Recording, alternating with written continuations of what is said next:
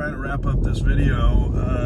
Came back from Phoenix last night and spent some time with Mazzy here in Seattle. Hey buddy, you gonna give me 5 stars when I drop you off at the airport? He's taking me to the airport. Yeah, I'll 5 stars. I'm good for it. It's my Uber driver. I'm his Uber driver. Hey, totally. You're the best. You're the best. So how'd you like that strip joint? He's I'm joking. kidding. I'm joking. Yeah. So, but yeah, we had a great kind of brunch and some conversation, listening to the new Rolling Stones record and the new Steely Dan pressing of Asia. And everyone doesn't want to hear about the Stones or Steely Dan right now. It's overkill. I think it's fascinating. But you don't watch a lot of these other videos. There's too much of that friggin' stuff. That's one of the conversations is what new records are about, and that really came out in Phoenix at the In Groove with Mike too. And the pressing qualities of some of the new records, it's really disappointing when we've got these new techniques, new masterings, new ability to make really high quality vinyl records, and yet they arrive warped. I mean, what is up with that?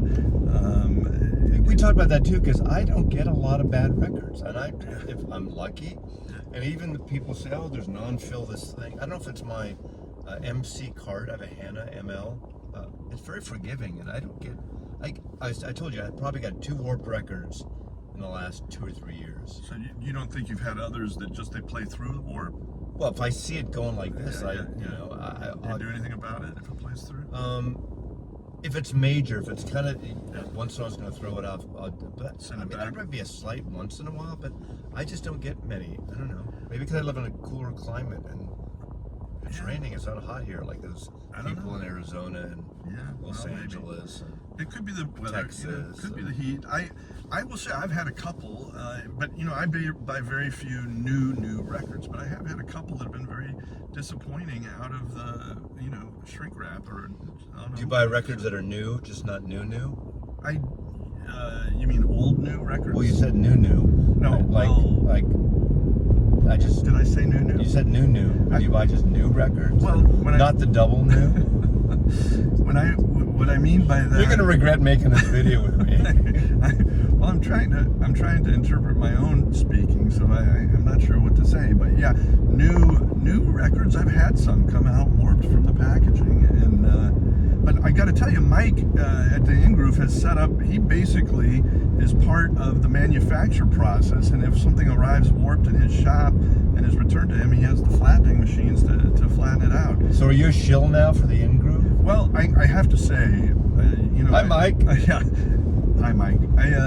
I was impressed, and I've told you I was impressed. And Mike has an incredible process put together there, and an incredible environment for just very enjoyable. So, yeah. We did listen to part of the new Cat Power record where she covers Dylan at the Royal Albert Hall.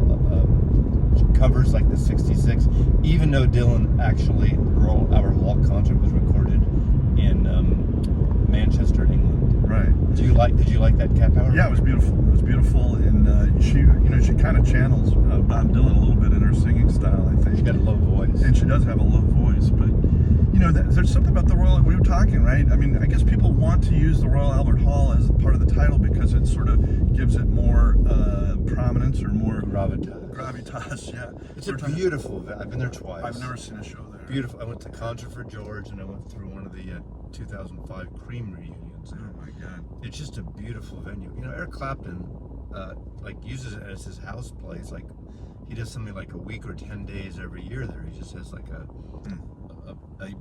10-day period book there, and he does things, different artists and his bands and things. It's one of his favorite places to play. Of course, way back, the reason they did the reunion concerts there for Cream initially is because that's their farewell was at the Royal Albert Hall. Those shows. Well, obviously a historic venue, and not just for rock and roll, right? But it's really. How many holes it takes to fill the Albert Hall? I love that line. What the hell does that even mean? Well, there was it's from I think a news article that John Lennon saw, and he was. Well, I know is that the one where the guy, the member of the Congress, the Parliament, stops in traffic and doesn't drive again? I have no idea what you're talking about. He blew his mind out in the car. Didn't noticed that the light had changed. Something like that. That was based on a true event. Yeah, he takes everything from this news article. Yeah, it was the same news article. Yeah, I read the news today. Yeah, right, exactly. Well, that's one of my favorite Beatles songs for sure. So, It's and it probably- mentions the Royal Albert Hall. Yeah, it does. It does. Well, maybe we should wrap this up. Is there anything further you want to add and make sure people? It's your video. Yeah, well, I'm just a driver.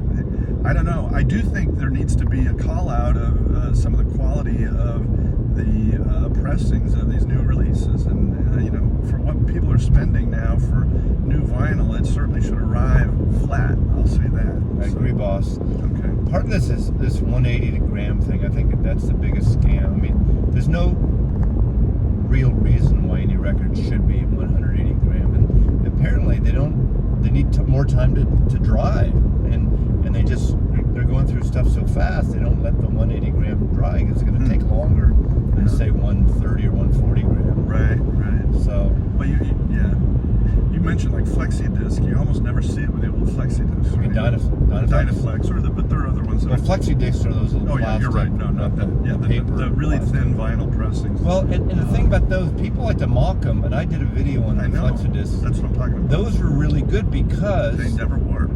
well, rarely, but they probably used never like too strong. not quite, but really good vinyl. That was during the oil crisis when Right. a lot of vinyl was recycled. Sometimes they Right. recycle these records with the labels, all the shit inside. Oof. And the Dynaflex, they can use less, so they can use better pure Better vinyl. yeah. And so those tend to be good.